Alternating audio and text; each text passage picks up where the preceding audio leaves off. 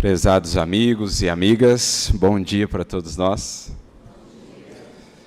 Que Jesus, nosso mestre, nosso amigo, abençoe e envolva a todos nós na sua paz. Que a espiritualidade amiga que se faz presente possa nos inspirar a todos na compreensão do Evangelho, na compreensão do Espiritismo, das leis divinas, sem as quais não haveremos de realmente encontrar a felicidade que nos está reservada.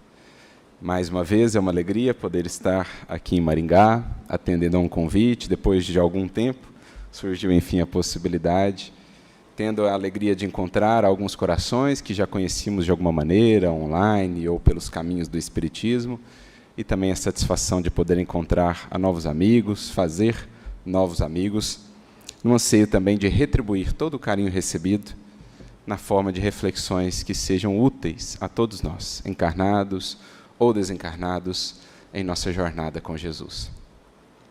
E é sobre ele que nós vamos conversar nesta manhã, aliás, sobre as suas diretrizes para todos nós, os que nos propomos ser seus discípulos. Como sabemos, a meta primordial de todo discípulo é parecer-se cada vez mais com o mestre que o inspira. Esse é o intuito de todos nós. Na jornada de progresso, de desenvolvimento do Evangelho, desde aqueles primeiros contatos com a mensagem do Cristo, em que, na condição ainda de multidão, extasiados o buscávamos, mas ainda sem tanto compromisso, passando agora pela condição do discipulado, em que já firmamos um pouco mais o compromisso com Jesus, todos, em verdade, somos chamados a avançar para a condição de apóstolos, em que a presença do Cristo seja cada vez mais viva e reconhecida em cada um de nós. Por isso, o estudo do Evangelho, tão importante como alimento para esse processo. Luzes que nos chegam, nos aclaram horizontes e nos apresentam novos deveres, novos compromissos que deverão ser, então, implementados. Essa a jornada, ou este o ciclo do Evangelho. Alargamos horizontes de compreensão, reconhecemos, então, novos deveres, mais ampliados compromissos, para que os levemos a cabo, transformando a nossa vida e imprimindo cada vez mais em nossa fisionomia moral os traços de Jesus. De modo que um dia teremos a alegria de poder dizer com Paulo, já não somos mais nós simplesmente os que vivemos, mas é Cristo que vive conosco. Nesse sentido, vamos então ao Evangelho, a um capítulo muito especial, direcionado especificamente aos discípulos. Claro, todo o Evangelho está direcionado aos discípulos, mas ali Jesus é mais direto, porque ao longo de todo esse capítulo 10 do Evangelho de Mateus, nós vamos ver orientações de Jesus para os discípulos. Cada versículo, e são vários, traz um conjunto de diretrizes, de perspectivas do que seja a plena vivência desse discipulado. E é claro que Jesus não se direcionava ali apenas àqueles 12 primeiros, os quais chamou e enviou ao mundo para difundirem a mensagem. É claro que por meio deles a mensagem chega a todos nós, porque em verdade eram eles como que uma imagem de toda a família humana. As imperfeições, os aspectos tão humanos que vemos em Pedro, em João, em Tiago, nos demais discípulos, como aqueles que viriam depois, como a figura do apóstolo Paulo, tudo que vemos ali é, digamos, um resumo, uma visão geral do que é a humanidade, do que temos sido nós, cada um de nós. Quantas vezes não nos identificaremos profundamente com as posturas de Simão Pedro? Aquela volatilidade, ora lá em cima, nos píncaros da fé, ora lá embaixo, nos vales do desânimo ou da queda moral. Quantas vezes não nos identificaremos com os filhos do trovão, em nossa impetuosidade, às vezes, para tentar converter os outros sem que estejamos devidamente convertidos ao Senhor? Quantas vezes não nos identificaremos com as dúvidas de Tomé, mais tarde com aquela postura paulina, do orgulho, da vaidade, antes de se converter à mensagem do Evangelho? Então, nós vamos vendo ali o material humano que Jesus tomou em suas mãos, de artista divino, para que, dos blocos rústicos de mármore, pudesse ele esculpir a obra divina do Evangelho nos corações. Como ele disse certa feita a Anás, sogro de Caifás, o sumo sacerdote da época: nenhum cinzel existe superior ao da boa vontade, e nenhum mármore mais puro e mais formoso do que o do sentimento. Esse é o material da minha obra, Haná. Isso que eu vim fazer ao mundo. Essa a obra divina do Evangelho. E, como dizíamos, então, nesse capítulo 10, temos um chamado de Jesus aos discípulos, orientando-os quanto ao trabalho a realizar. Trabalho que, claro, se prolongaria ao longo dos séculos, chegando até nós. Trabalho em pleno vigor ainda hoje. E dessas orientações de Jesus, nós vamos recortar 2 versículos, porque trabalhar o capítulo inteiro, creio que seria material até para uma vida inteira, de análise, de estudo, de compreensão, em especial quando, projetando a luz do Espiritismo na mensagem do Evangelho, ela se nos mostra ainda tão mais ampla, tão mais bela, tão mais rica.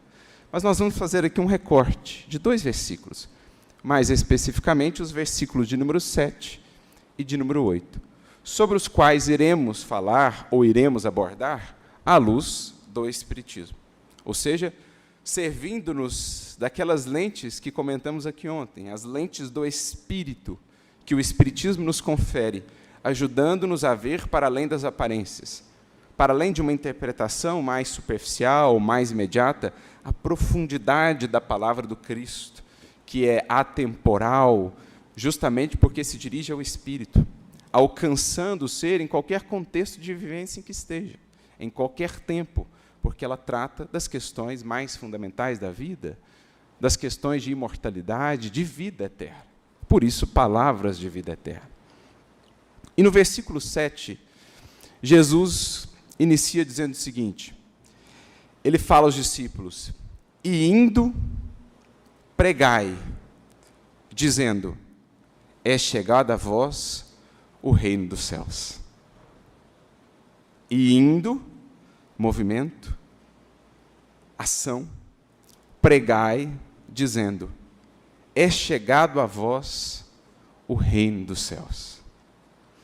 Essa, para mim, é uma das frases mais belas do Evangelho, pela magnitude do que ela expressa, do que se proporciona a uma vida que tem um contato verdadeiro e profundo com o Evangelho.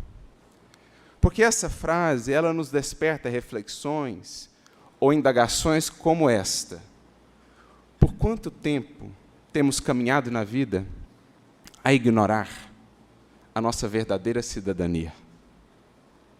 Ou, quantas criaturas caminham ainda hoje no mundo a ignorarem a sua verdadeira pátria e a sua verdadeira destinação?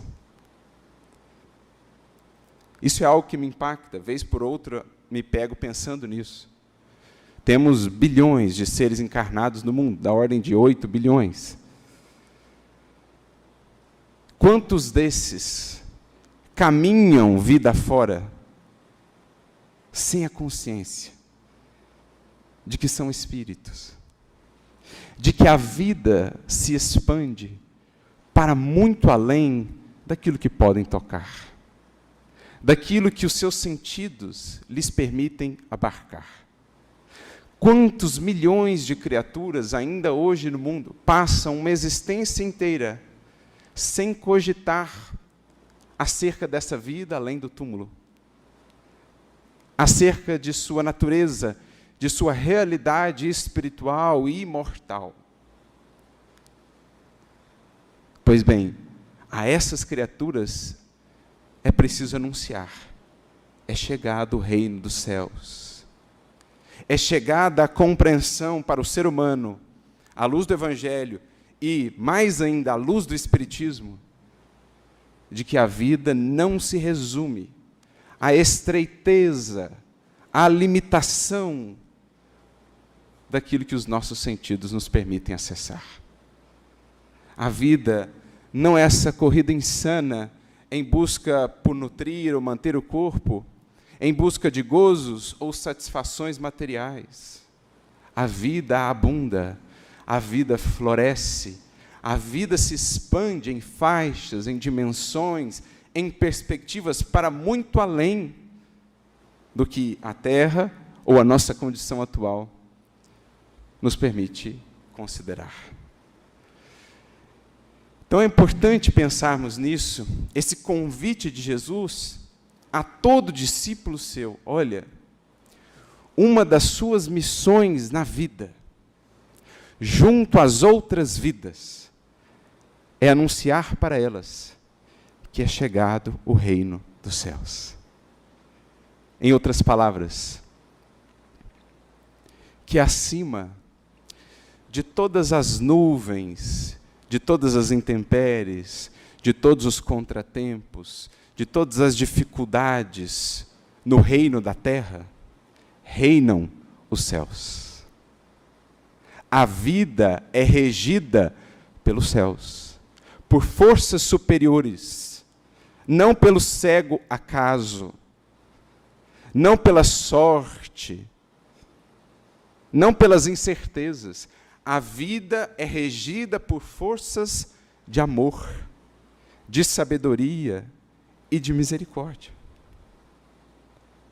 Antes do Cristo em nossa vida, talvez caminhássemos assim, julgando-nos desamparados, ao relento, ao léu, mas depois do Cristo, depois do Evangelho em uma vida, já não mais cabe essa incerteza, ou a dúvida quanto à providência divina que nos preside os destinos.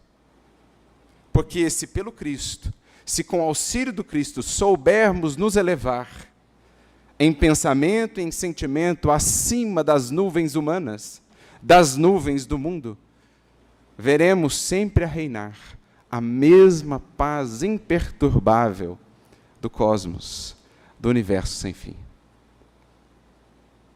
Como podemos figurar quando, por exemplo, tomando um avião aqui no mundo, subimos, passamos ali por turbulências, cruzando as nuvens, cruzando essas primeiras faixas que envolvem a Terra, até que enfim cheguemos àquela altura onde reina a mesma limpidez, a mesma beleza, a mesma paz e a serenidade de sempre. Por mais no mundo encontrássemos uma tempestade aterradora, em subindo, subindo, chegaremos sempre ao reinado dos céus, que é o reinado da vida. Então é isso que Jesus pede a todos nós, os que nos propomos ser seus discípulos. Viva de um tal modo que a sua vida comunique o reinado dos céus. Que a sua vida faça as pessoas compreenderem que, para além de todas as dores, vicissitudes, impermanências do mundo, é possível manter e cultivar a paz, se estivermos integrados, conectados ao reinado dos céus. Se for a nossa vida interior uma extensão desse reinado, ele poderá ser anunciado no reino da terra, onde muitas vezes ainda preponderam o medo, o desânimo, o pessimismo, a revolta, a incompreensão. Se a nossa vida, se trabalharmos por fazê-la uma extensão do reino dos céus, a nossa vida será um anúncio permanente a todos que caminham pelos vales humanos, será um farol iluminando todos os caminhos obscuros humanos, dizendo sempre: acima de toda sombra reina a luz. Acima de toda perturbação reina a paz. Acima de todos os infernos criados e mantidos por nós mesmos, reinam os céus. E a alegria dos que já habitam nos céus do Espírito é a de esvaziar os infernos. Aliás, é a sua maior missão, como está em uma das obras de André Luiz. A alegria dos céus é esvaziar os infernos. É isso que Jesus nos pede, meus amigos. Sermos, no mundo ainda marcado por brumas de ignorância, por sombras de revolta, dos vícios humanos, das nossas imperfeições, sermos um achote, uma claridade sempre acesa a comunicar, a anunciar: olha, é chegado o reino dos céus. Em outros tempos, talvez, você não conseguisse perceber ou notar isso, mas agora saiba que mesmo no mundo é possível viver conforme ou em integração com os céus.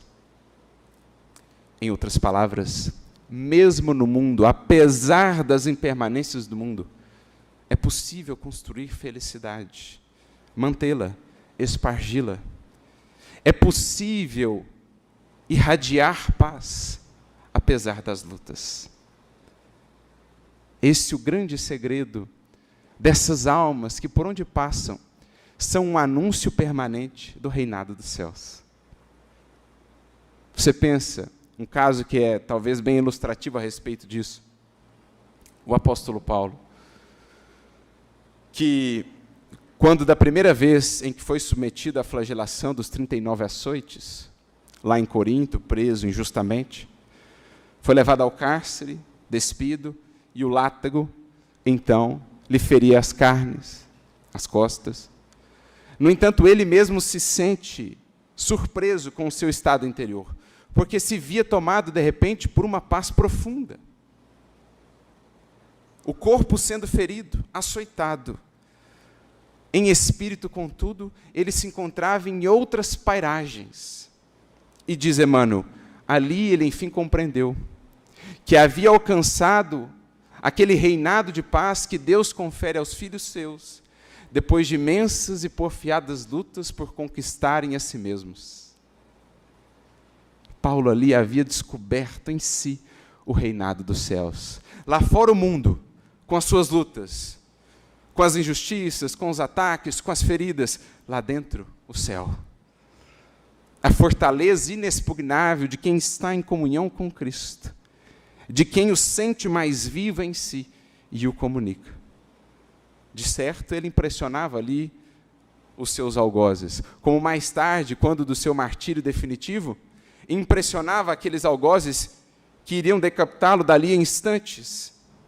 Tal era o vigor de fé, de serenidade que irradiava daquele homem, que um dos guardas diz: olha, eu lamento ter que fazer isso. Eu lamento a sua situação.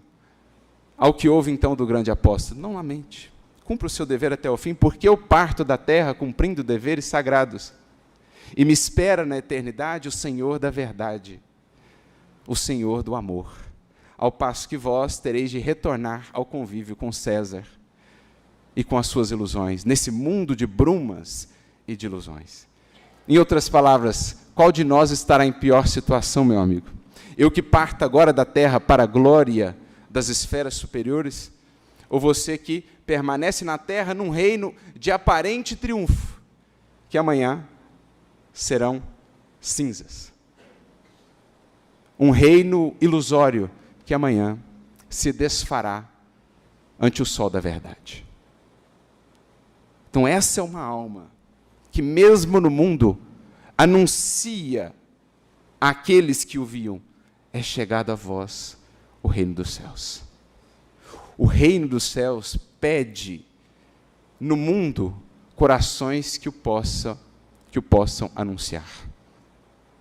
Um céu que anseia se comunicar, dizendo às criaturas humanas: a felicidade não é uma utopia, só a temos procurado nos locais equivocados, ou não nas justas bases. A felicidade é uma verdade, é uma possibilidade, desde que a entendamos, tal qual ela é. Isso é o reino dos céus. Ser feliz tanto quanto possível, tanto quanto nos permita a nossa condição. E vem o Espiritismo a nos explicar. Do ponto de vista material, a posse do necessário. Do ponto de vista espiritual, moral, eis o mais fundamental: a consciência tranquila e a fé no futuro. É o que está lá na questão 922 do Livro dos Espíritos. Ora, quem estará impossibilitado de alcançar isso? Quem estará impossibilitado de construir, de edificar uma consciência tranquila e de estabelecer firmemente em si uma fé no futuro? É isso que o Evangelho nos pede difundamos. É isso que o Espiritismo vem nos convidar a espargir. façamos as criaturas do mundo compreenderem a vida de uma perspectiva mais elevada. Uma mensagem belíssima, um texto belíssimo que está em O Evangelho segundo o Espiritismo. O ponto de vista. Ajudemos os espíritos do mundo a erguerem o seu ponto de vista e verem o reinado dos céus. Então é isso que Jesus pede aos discípulos. Olha, indo, pregai, dizendo, é chegado a vós o reino dos céus. Antes de Jesus, talvez, tateássemos as sombras, mas depois do Mestre, ninguém estará desprovido de uma bússola, de um norte para a sua vida. Depois do Cristo, a ninguém no mundo, meus amigos, faltará luz para edificar-se e para avançar na construção da verdadeira felicidade. Porque com Ele ou nele, vemos a obra acabada. E com Ele aprendemos que em nós a obra está em curso. Isso também nos diz a frase, é chegado a vós o reino dos céus. Onde, Senhor? Olhemos para Ele. O reino dos céus, o reino de Deus, não vem com aparências exteriores, mas olhemos a grandeza desse Espírito. Vislumbremos com mais profundidade a beleza dessa luz que nos alcança ainda hoje, que nos encanta, nos fascina, nos domina, nos ilumina. Isso é o reinado dos céus. Vejamos a beleza dessa vida que, passados 2000 anos, não podemos esquecer e ainda hoje nos atrai, com cada vez mais força, com um magnetismo cada vez maior. Esse, o reinado dos céus em uma vida. Pois bem, ensina-nos a doutrina espírita, que aquilo que no Cristo já é, em nós um dia será. Aquilo que Jesus é, isso que nos encanta, que nos sensibiliza, no mais íntimo de nós mesmos, toda a beleza dessa vida, um dia nós a teremos também. E podemos começar desde já. Porque não só nos foi dado o modelo, mas também o roteiro para segui-lo e para fazer da nossa vida algo cada vez mais próximo da vida de Jesus. Então, também este é o anúncio de todo discípulo do Mestre. Nossas vidas podem e devem se aproximar da dele. Aliás, diz-nos Emmanuel, essa é a fórmula mais segura de ascensão. A cada dia mais, um tanto mais com Jesus e um tanto menos conosco. Isto é, a cada dia mais, um tanto mais do Cristo em nosso modo de ser e de viver, e um tanto menos do que vínhamos sendo até ontem. Essa é a fórmula mais segura de crescer em espírito, na direção do que nos está reservado. É chegado até vós o reino dos céus. Um reino que precisa ser comunicado. Em tempos turbulentos para a humanidade, em tempos de transição, é preciso anunciemos pela nossa vida, e por pregação, é claro, Jesus não se refere às meras palavras, que têm a sua importância, é preciso difundamos o livro espírita, o estudo do Evangelho, a explicação dos ensinamentos do Mestre, mas é preciso que a nossa vida fale por si. E testemunhe essa confiança nos céus, acima dos poderes da terra. Nos desígnios do alto, acima dos acontecimentos da terra. Uma vida que assim caminha, com essa resiliência, com essa fortaleza, é uma vida que anuncia o reinado dos céus.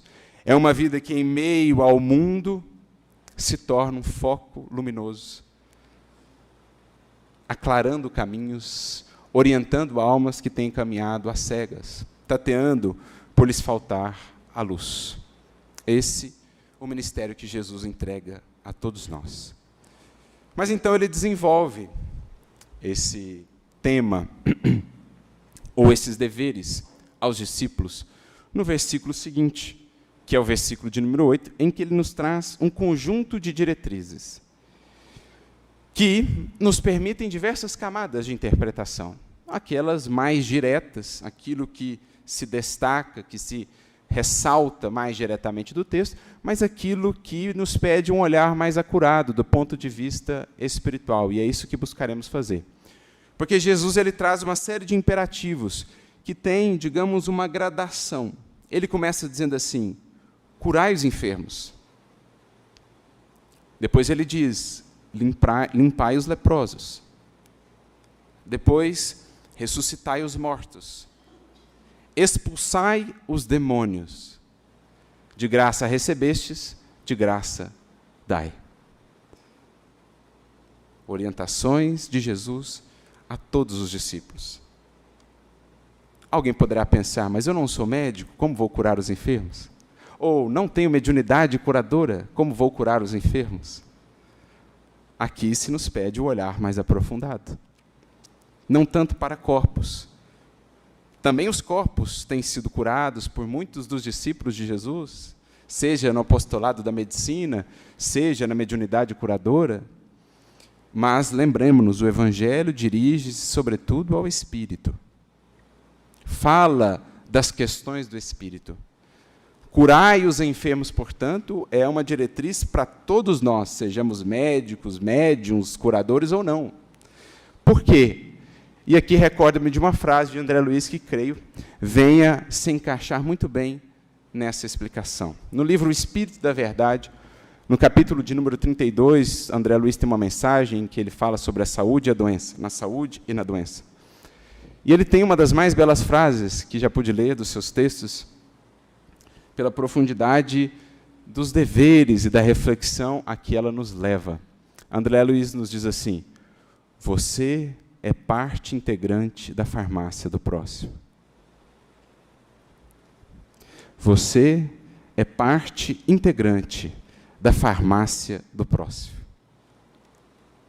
Então, notemos a dimensão de reflexões e responsabilidades no âmbito da convivência que essa frase nos traz. Porque falamos aqui, sobretudo, dos enfermos em sentido mais amplo, lembrando lá a própria origem da palavra do latim, infirmos, aqueles a quem falta firmeza, os que estão débeis, os que estão frágeis. A estes a quem falta firmeza, seja pelo desânimo, seja pelo abatimento, seja pelo desespero, seja pela falta de esperança, a esses cabe-nos levar a algo que os possa fortalecer. Isso será curar, amparar um enfermo. Estamos a falar de toques da alma. Estamos a falar de intercâmbio de espírito para espírito. Essa é a farmácia que podemos ser a outras vidas. Aqueles a quem falta firmeza, sejamos nós aqueles que ofertamos algo que os possa fortalecer. Na ausência de esperança, acendamos a luz da esperança. Na ausência de ânimo, acendamos a luz do bom ânimo. Na ausência de perspectivas, infundamos nessa vida novos horizontes, novos propósitos, a partir da nossa exemplificação, de um conselho, de uma orientação. Isso é atender a diretiva do Mestre: curai os enfermos. Fortalecei novamente aqueles a quem tem faltado firmeza para seguir. Tornemos a nossa convivência uma fonte de sanidade, de saúde. Porque talvez um dos maiores dramas, problemas e desafios da atualidade sejam as nossas convivências enfermas. Se olharmos as maiores fontes ou causas de infelicidade humana hoje no mundo, veremos que a convivência desajustada é talvez uma das principais. Em quantos níveis? Da família, a convivência social, mesmo no centro espírita, convivências enfermas. Portanto, não somente curar indivíduos, mas também curar convivências, relações. É algo que o mundo hoje nos pede. Basta adentrar as redes sociais para ver os sintomas das nossas relações adoecidas. Na forma do fanatismo, por exemplo, alimentando a intolerância, que gera um sem número de disputas, de rompimentos, de distanciamentos, mesmo no seio dos lares, mesmo em nosso movimento espírita, ou enquanto sociedade, enquanto nação. Um relacionamento contaminado por essas visões, por essas posturas inflexíveis, onde não há compreensão, onde não há tolerância, onde não há uma abordagem amorosa da vida, do outro, da natureza do outro, gerando rompimentos, gerando dissidências, gerando profundos colapsos, digamos assim, sociais, familiares, convivenciais, se é que existe essa palavra. Nós precisamos sanar isso. Convivências marcadas por esse fanatismo ou pela indiferença. Pela indiferença ante a dor, que está às vezes tão próxima. Ou pela agressividade. Fruto do nosso estado, nesse mundo moderno, às vezes tão caótico, tão estressado, levado ao limite, pela ausência também de cuidado emocional, de conhecimento de nós próprios, por nada explodimos. E aí a cólera, os arroubos de cólera, de agressividade, que complicam tanto a nossa convivência. No âmbito do lar, às vezes, uma palavra um pouco mal colocada já é tomada como um turbilhão que compromete todo o ambiente espiritual do lar, que compromete toda, digamos assim, a ambiência psíquica daquele conjunto de corações. Então é preciso pensarmos também nesses termos. Quando falamos do Brasil, outro dia eu comentava isso, quanto de contendas não vão parar nos tribunais. O Brasil é um dos países com um dos maiores índices de judicialização, de criação de processos. E isso, em verdade, meus amigos, não é necessariamente um sinal de progresso. Uma sociedade que precisa recorrer tanto aos tribunais para resolver as suas questões não é um sinal de uma saúde, de uma sociedade que está saudável do ponto de vista de relacionamentos. A explosão de processos, de contendas judiciais, é sinal de uma sociedade disfuncional, em que as pessoas não conseguem interagir entre si de maneira madura, de maneira mais saudável ou sã, para resolverem as suas questões. É preciso recorrer, então, a terceiros. E aí essa explosão de processos que indicam uma sociedade que não está funcionando bem, desde o âmbito do lar às outras esferas da convivência. Então, isso é para nós um atestado de que há muito a curar, de que é preciso trazer mais gentileza às nossas relações, mais compreensão, uma virtude que gosto bastante dela, é pouco falada, uma das virtudes cardinais, eu acho que ela é muito representativa naquilo que ela traduz, temperança. A vida pede tempero, a vida pede saber dosar, saber entender que o outro, naquele momento, talvez não foi tão feliz, mas isso não é motivo para a gente escalar o conflito. Qual o preço de escalar o conflito? A pretexto de satisfazer, talvez, o nosso amor próprio, o nosso orgulho ferido? Qual o preço que pagamos por não relevar, por não perdoar, por não deixar a palavra ferina passar sem que ela nos escravize, sem que ela venha a nos dominar, sem que ela venha a nos ferir? Isso é curar os enfermos. Isso é curar a enfermidade da nossa sociedade. Por isso Jesus é tão enfático no uso do medicamento do perdão. 70 vezes, 7 vezes. Emmanuel nos dirá, o perdão é o único antibiótico suscetível de curar os processos inflamatórios da sociedade. A ser usado indefinidamente, sem contraindicações, o perdão. Para que o homem entenda que a sua saúde verdadeira, em sentido amplo, jamais será o produto de comprimidos. Com todo respeito aos que trabalham na área, mas às vezes nos impressiona como hoje lidamos com as medicações. Quase como que um self-service. Emmanuel chega a dizer, ele é duro no capítulo 23 do livro Emmanuel, seu primeiro livro. Ele nos fala da questão da saúde humana. O quanto estamos equivocados pelos caminhos que temos trilhado, acreditando que poderemos fazer a saúde por meio dos recursos monetários, por meio daquilo que compramos, por meio daquilo que ingerimos, ignorando as forças profundas da alma, ignorando as primeiras definições, desde Hipócrates, quando já nos dizia que as tuas forças interiores, as que estão dentro de ti, são a principal chave da tua cura e da tua saúde. Perdão, gentileza, tolerância.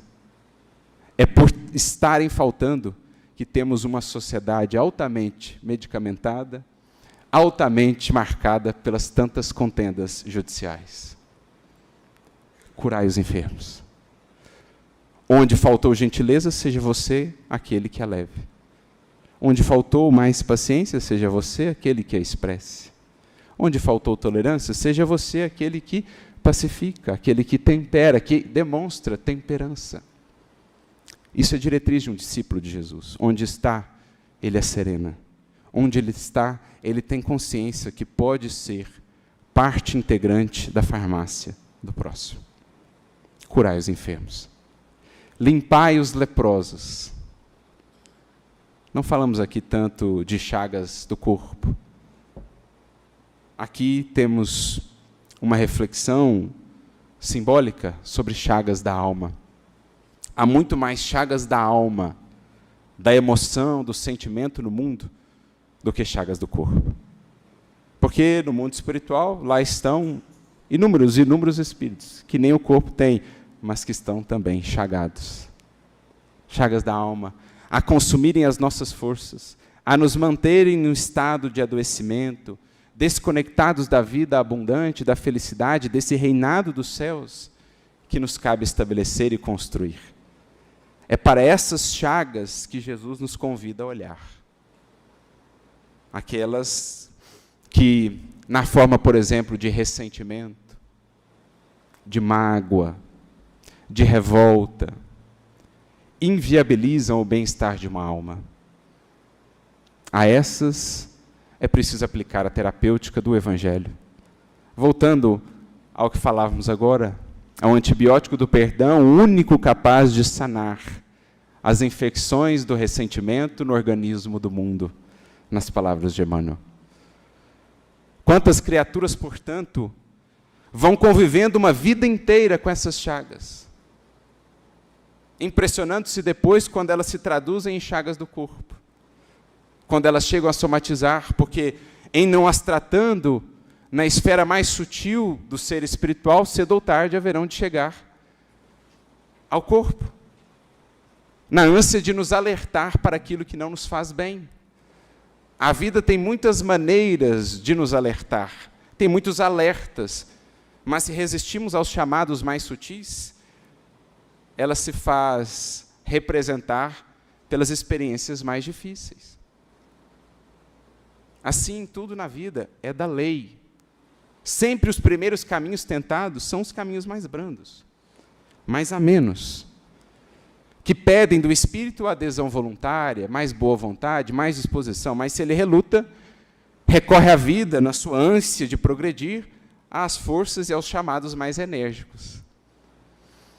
Como nos diz Emmanuel no prefácio do livro Falando a Terra, a gazela desperta com o canto do pássaro, a rocha apenas com explosões da dinamite.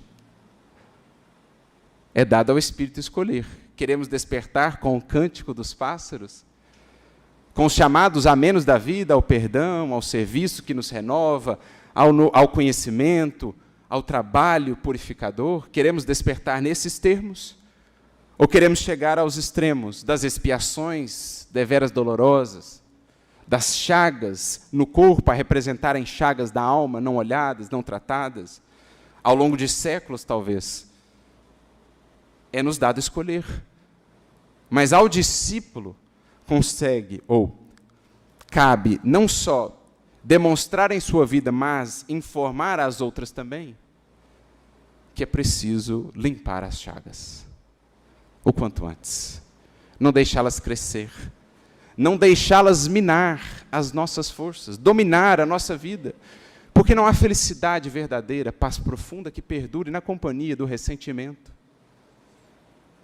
O ressentir capta todo o nosso coração, daí a palavra ressentir é um loop que não se finda. Nunca mais quero ver aquela pessoa, diria nos Guimarães Rosa, quem muito se evita, muito se convive. Quanto mais distância você quiser dela, mais viva ela está dentro de você. Quem muito se evita, muito se convive. De modo que é preciso olhar para esse circuito fechado, esse curto-circuito do sentir, que inviabiliza todo o florescimento mais profundo e verdadeiro da alma. O Espírito Cheira, no livro Passos da Vida, nos dirá, numa mensagem muito interessante, ela nos apresentará o conceito de pontos mortos. Todos nós trazemos do pretérito, ou mesmo do hoje, das experiências mais recentes, pontos mortos em nosso sentir. É aquela revolta que me impede de me abrir à gratidão, ao sopro renovador da vida. É aquela mágoa, aquele ressentimento que me impede de ser um canal, um veículo para o amor que tudo purifica, tudo renova. É um ponto morto. A corrente divina quer passar por nós, quer fluir por nós, mas operamos como um isolante. Há um ponto morto que impede esse fluxo, que é, para nós, o recurso mais terapêutico que há. Ser um veículo do amor, ser um instrumento do bem, é o que há de mais terapêutico e curativo para qualquer alma, neste mundo ou além. Mas se mantivermos os pontos mortos, por mais queira a corrente da vida se servir de nós, encontrará ali o elemento que a impeça. Então, limpar as chagas que nos minam as energias, nos abster desse estado enfermiço que funciona em nosso ser, quais chagas que nos consomem, o estado enfermiço, por exemplo, da queixa, da lamentação infindável, do azedume. São chagas abertas. Somos, nessa condição, como que aquela mulher hemorroíça. Seus fluidos vitais se iam. A energia do viver escorria, se perdia. Assim a alma que se mantém com chagas abertas se verá sempre desanimada, azeda, revoltada, a lamentar-se, a queixar-se de tudo, de todos. Como construir sanidade? Como buscar bem-estar de fato assim? Recordando a mensagem do próprio Espírito de Verdade, capítulo 6 do Evangelho segundo o Espiritismo, quando lá Jesus se nos apresenta como o médico das almas. E ele assim nos diz: afastai de vós, dos vossos corações, do vosso mundo interior, a impiedade, o erro, a mentira, a incredulidade. São monstros que vos sugam o vosso mais puro sangue. São chagas abertas que vos minam as forças espirituais. É preciso aplicar o bálsamo do Evangelho, que cicatriza, que ameniza as dores mais intensas e que vai, aos poucos, nos trazendo de novo a esse estado de saúde, que em vão tentaremos buscar pelo bem-estar no mundo. Dizem-nos os Espíritos: não intentes, não procures o bem-estar sem antes estar bem. Não acredites, meu amigo, minha amiga, que o mundo poderá fazer por você, ofertar a você o bem-estar que só mesmo você pode construir.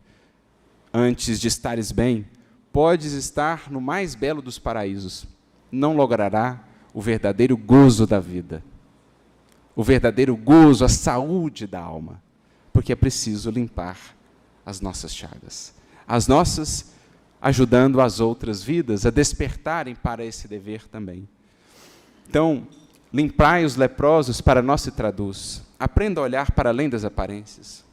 Às vezes, o corpo da criatura se mostra em pleno vigor, perfeita saúde. Mas em 5 minutos de conversa, você consegue acessar as suas chagas emocionais. Trate-as com carinho. Seja para ela ali um representante do médico das almas.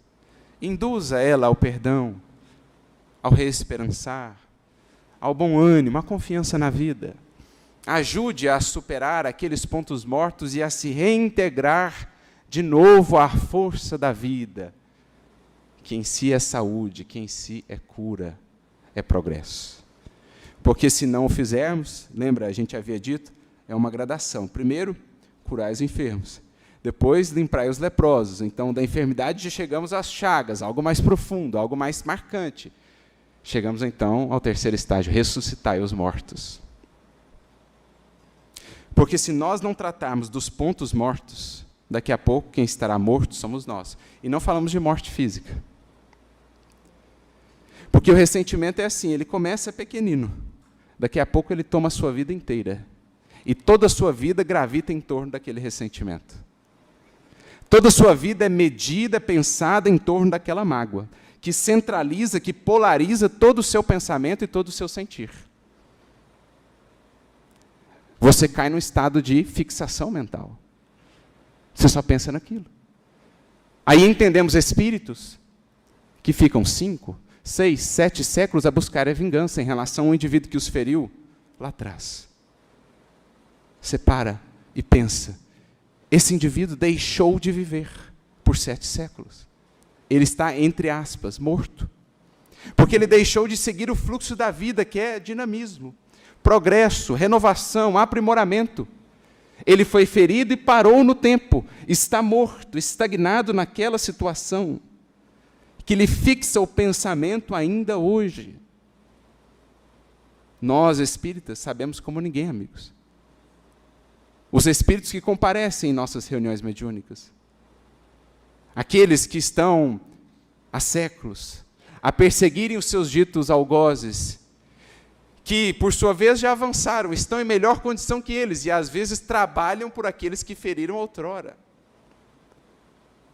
Eu me lembro da surpresa de André Luiz, no livro Sexo e Destino, porque ele acompanha ali o benfeitor Félix, e ele fica impressionado com a dedicação do benfeitor Félix, né? O devotamento dele, os sacrifícios, aquele empenho em trabalhar, em ajudar aquele grupo de espíritos que ele acompanhava. O André Luiz fica realmente encantado. Aí chega ao final, o Félix fala assim, agora eu vou encarnar de novo.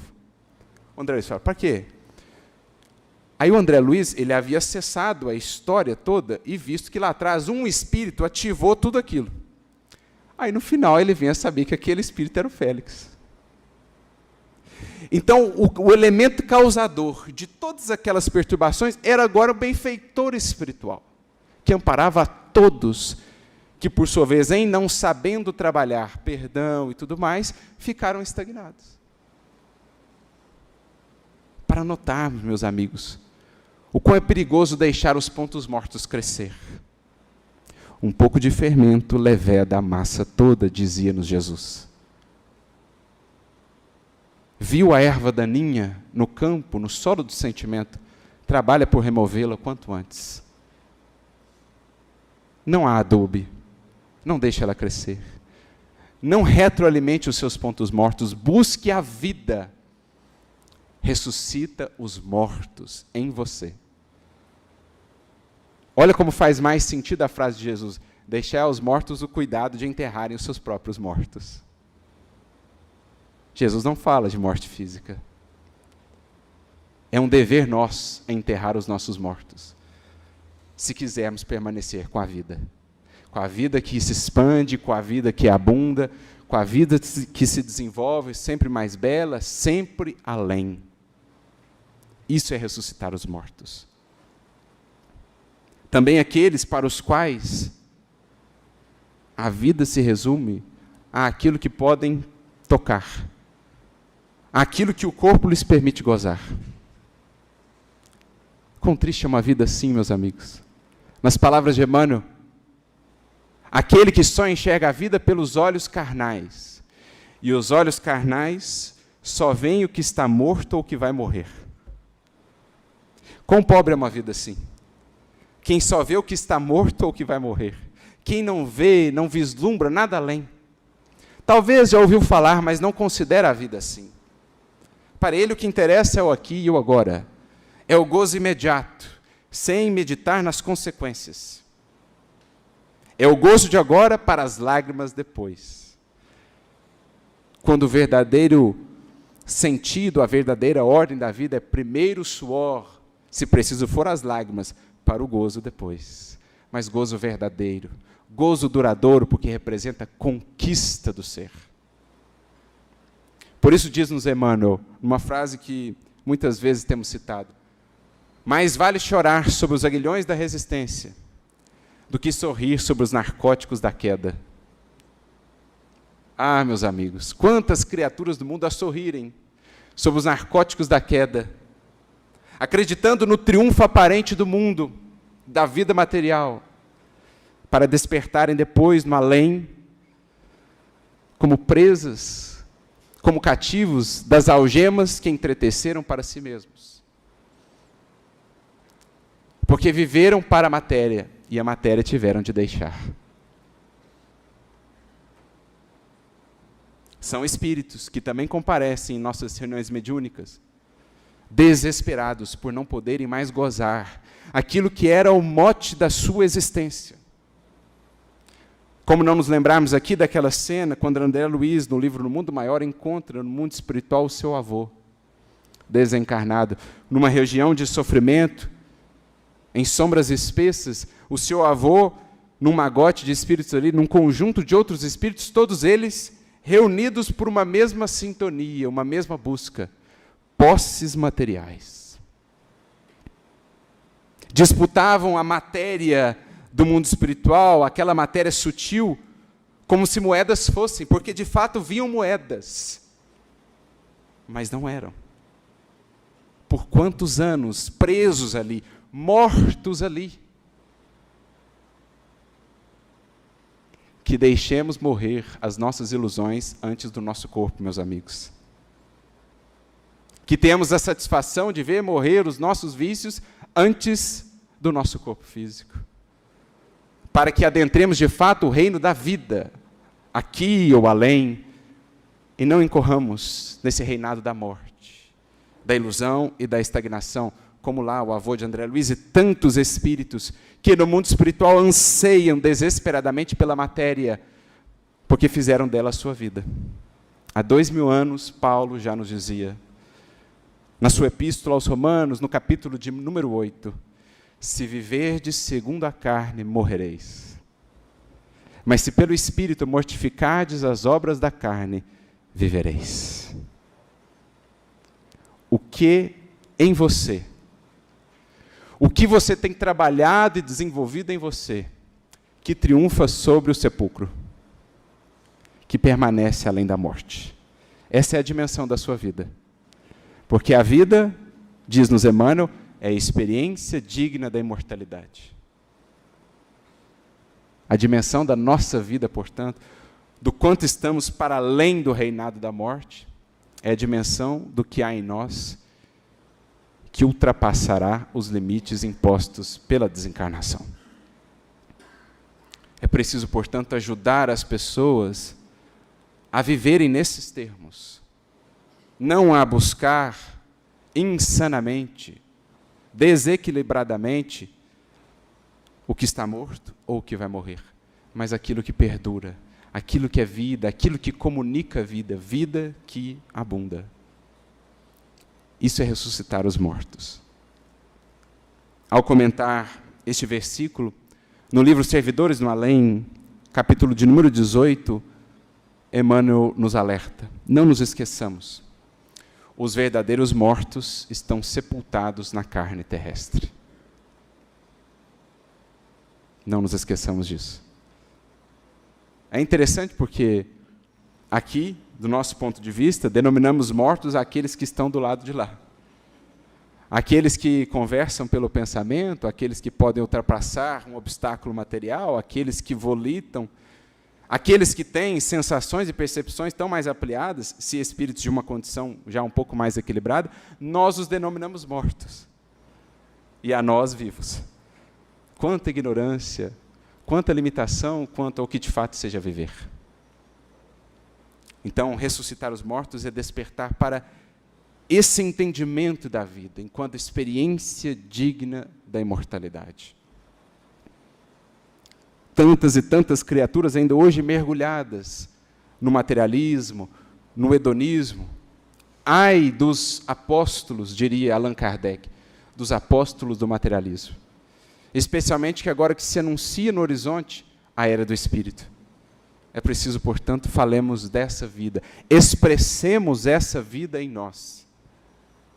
Uma vida que é reconhecida por aquilo que traz em si, do seu céu interior, da vida abundante que irradia, apesar, às vezes, de, do ponto de vista material, não ter os triunfos, as conquistas que tantos ainda perseguem neste mundo. Essa é a vida que se comunica. Isso será ressuscitar os mortos. É trazer de volta o dinamismo da busca, da evolução, do aprendizado, da renovação àqueles que se deixaram estacionar. Seja pelos apelos sensoriais, seja pelos vícios a que se entregaram, pelos pontos mortos que deixaram crescer. Ressuscitai os mortos. E, por fim, expulsai os demônios. Claro que nós espíritas podemos pensar nos termos das influências espirituais, e esse é um tema deveras importante. Kardec nos diria, também os espíritos que vieram depois, que o processo obsessivo, por exemplo, no mundo, se caracteriza como sendo uma pandemia. Imaginemos só, milhões e milhões de criaturas que caminham vida fora sem se conhecerem, sem atentarem para a importância do cultivo de suas emoções, de sua mente. São, portanto, um campo abandonado, que facilmente será tomado pelas ervas daninhas, pelas influenciações nocivas. Nossa mente, no mundo moderno, meus amigos, é um terreno em disputa. Ela quer ser tomada por muitas forças. Forças que nos distraem, forças que nos desviam, forças que nos perturbam. E se não zelarmos por esse campo, se não protegermos, se não estivermos apostos à porta de nossa casa mental, como Jesus nos diz em uma de suas parábolas, os ladrões de nossa paz haverão de adentrar, roubar-nos a nossa paz, fazer do nosso campo interior uma mescla de ervas daninhas, mas não do trigo que frutifica, que produz. Então nós, conhecedores dessa realidade, do mundo espiritual, da influenciação que se estabelece entre os dois planos, de encarnados para encarnados, encarnados para desencarnados e vice-versa, é preciso orientemos os corações. Aliás, esse é um dos principais trabalhos do Centro Espírita. Esclarecer que existem outras raízes de perturbação para além dos problemas, dos dramas da vida humana. Isso, de alguma maneira, será também expulsar os demônios. Demônios aqui entendidos de maneira mais madura, à luz do Espiritismo, como sendo aqueles espíritos que ainda laboram em contrário à harmonia, à luz e à paz. Mas por muitos séculos também temos terceirizado a elementos estranhos a nós, a terceiros, a causa da infelicidade que é sobretudo nossa. Há um dito popular que até nos diz, é preciso exorcizar os nossos demônios.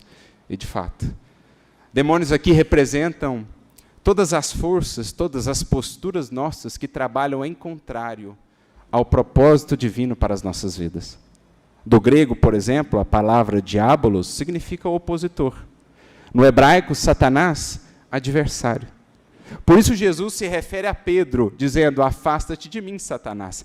Não que ele em si fosse uma expressão do próprio Satanás, mas existem forças, posturas em nós que atuam em contrário ao programa da lei divina, ao propósito do Cristo, de Deus, para todos nós. Esses são os nossos demônios. Seja o demônio do medo, seja o demônio da dúvida, seja o demônio do ódio, que nos perturba, que nos desnaturaliza, nos desnatura, desequilibra, demônios a expulsar.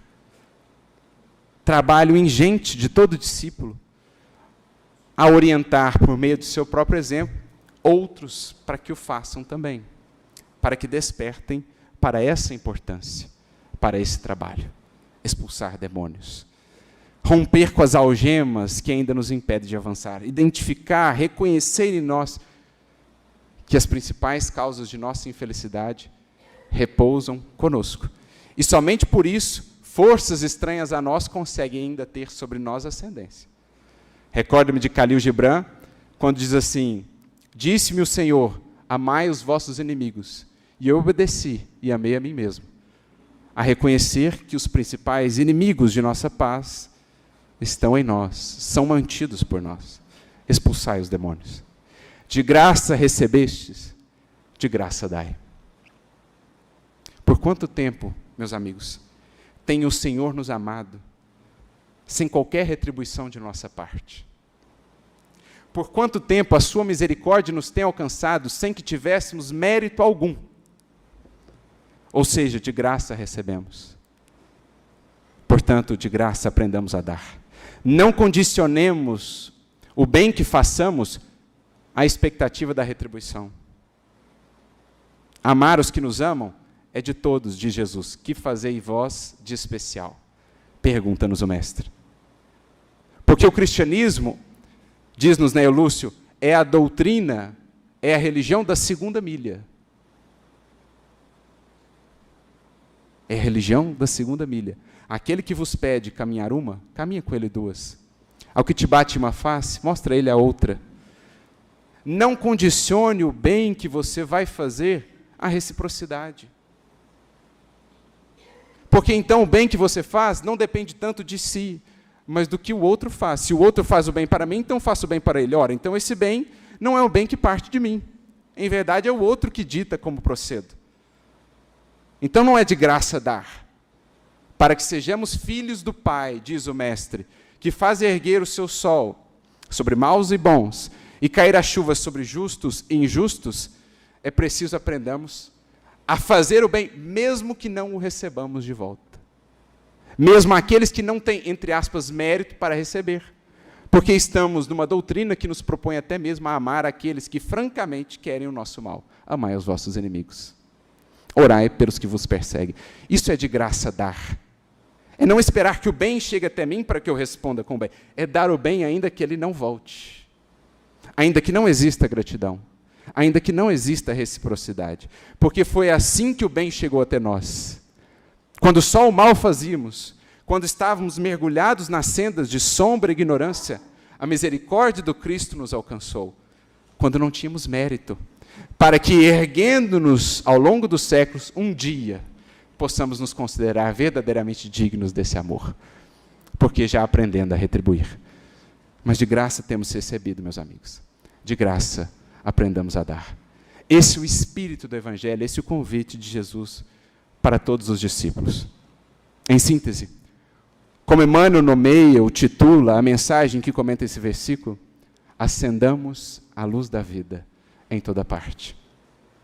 Que onde passemos, deixemos a mensagem que anuncia, é chegada a vós o reino dos céus. Que onde passemos, as pessoas possam reconhecer que para além das nuvens e sombras humanas, há o reinado dos céus, há a felicidade possível, que pode e deve ser implementada e vivida desde já. Que aprendamos com Cristo a curar os enfermos, a limpar as chagas abertas, a ressuscitar os mortos e a expulsar os demônios. Que aprendamos com Cristo, como Ele tanto tem feito para conosco, a de graça dar. Porque aquele que se alinha à graça divina, será por ela o mais beneficiado, porque estará também mais próximo da natureza do Cristo, da natureza de Deus. De todos no universo, Deus, aquele que mais serve e aquele que menos espera, aquele que mais ampara, sem condicionar esse amparo a qualquer retribuição. Esse é o amor, esse é o amar que o Cristo nos pede. Esse é um anúncio para os nossos tempos, um anúncio para todos, em toda parte. É chegado a vós o reino dos céus. Que Jesus a todos nos abençoe, muita luz e muita paz.